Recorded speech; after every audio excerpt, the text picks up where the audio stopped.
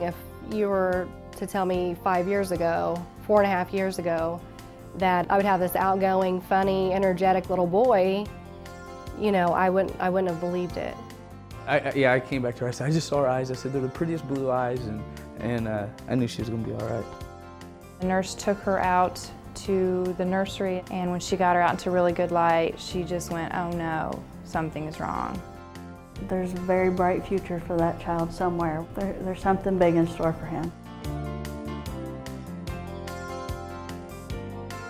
Hi, I'm Debbie Knox, and welcome to Healthy Spirit, a program brought to you by Wish TV and St. Vincent Hospital, a statewide healthcare system focusing on the whole person, body, mind, and spirit. In this edition of Healthy Spirit, we'll talk about some of the special care that newborn infants, children, and families sometimes need. We'll look at the remarkable life-saving treatments that babies receive in the neonatal intensive care unit. And we'll talk with physicians here at St. Vincent Women's Hospital and St. Vincent Children's Hospital who are at the forefront of treating infants and children with advanced medical technologies and compassionate care.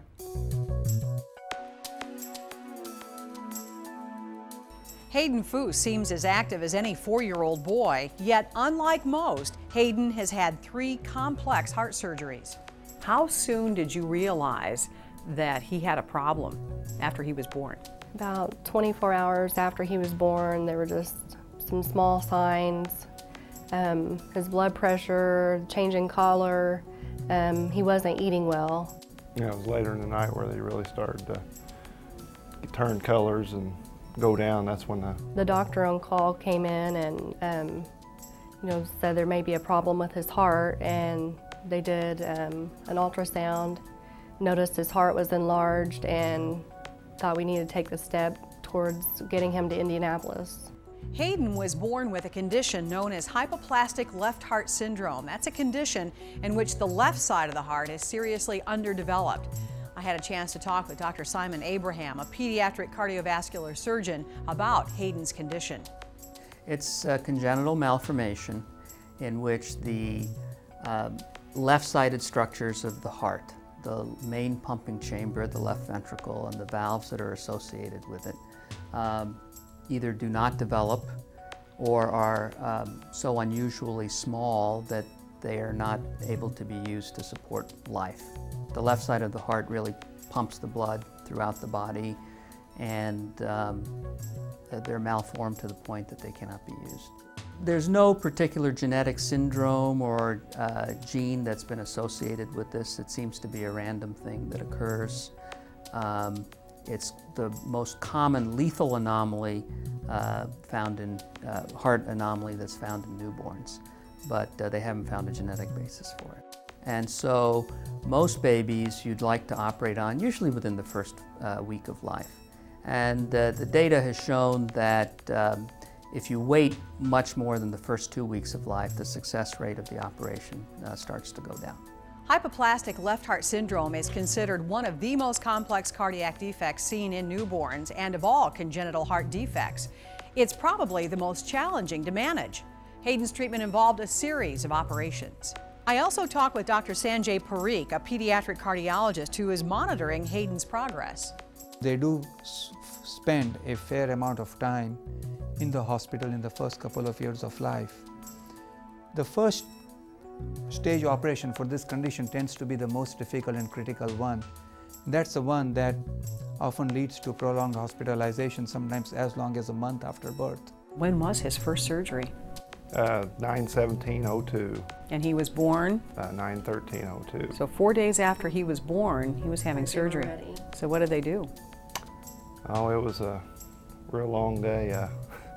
They go in, they open him up, you know, open heart surgery, and I think it was about 6 or 7 hour surgery of Basically all day waiting, and it is the most critical of the 3 surgeries that he would need in his lifetime, so it was pretty scary.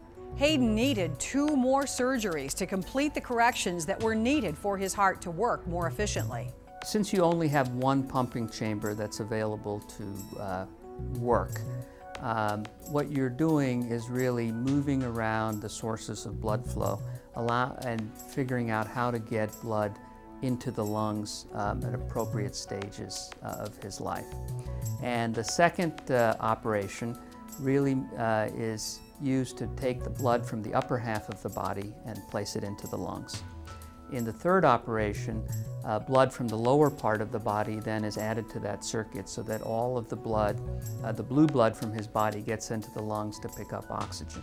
It's kind of like where he's from a small town, and it kind of was also comforting to, see the same faces every time you came here. The Martin House, was available for us. We lived 2.5 hours away, so they really made us feel at home, and our parents, even my grandparents, we just really had a whole lot of support. But they would, the social workers not only would ask, do we need a room, but do we need to arrange something for your family? Hayden's older sister, Hannah, they're 2 years apart. And so, being, 2.5 hours from home, if she was up here, they made her feel at home and welcome here too, so it was really nice. After the third surgery, little Hayden was on the road to a more active life. He's doing real well. He's in preschool and just very outgoing. He's into about everything.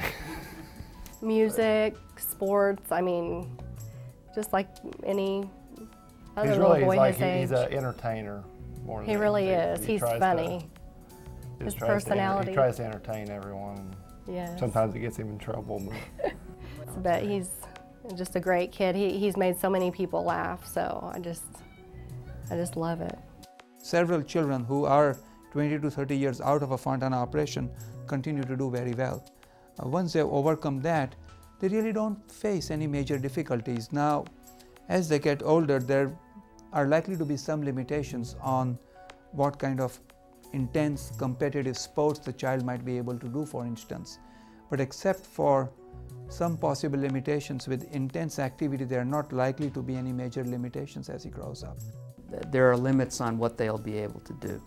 I always like to tell families, you could have a child that's a great piano player, maybe a good chess player, can go out and run around with the kids. Don't expect him or her to be, Mr. or Miss Indiana basketball or top-notch football player, because I don't think that, they're going to have that capability. They really had to restructure his heart given the abnormality he was born with, it sounds like to me. It's a different type of circulation than what we have, and they explained to us that he may run on like 2-cylinder and we run on 4-cylinder, if you look at it that way. So it takes a little more for him, energy-wise, but he should be able to live a fairly normal life, so he's doing pretty good. And he really doesn't know any different. He's doing exceedingly well. If you saw him in the mall you didn't see the scar on his chest, you wouldn't even know he has a heart condition. It was an unexpected thing when Hayden was born. We didn't know ahead of time, but I feel really fortunate that, our doctor sent us up here. They have a lot of therapy dogs, and I know he missed them once we left. We even went home and bought a dog because, he just loved it, and it really did. It's really good therapy for the children up here. The program with the dogs is just great. The St. Vincent mascot would visit from room to room, and a 2-year-old it can get their mind off of the negative, and so I thought that was a really positive thing up here. And the wagons, we went home and we donated a wagon because we would pull him around the hallways. We spent more time in the hallway than we did his room, and he would fall asleep. We would visit other patients. It was just a really just a neat thing. It's just a great place. And, they had given so much,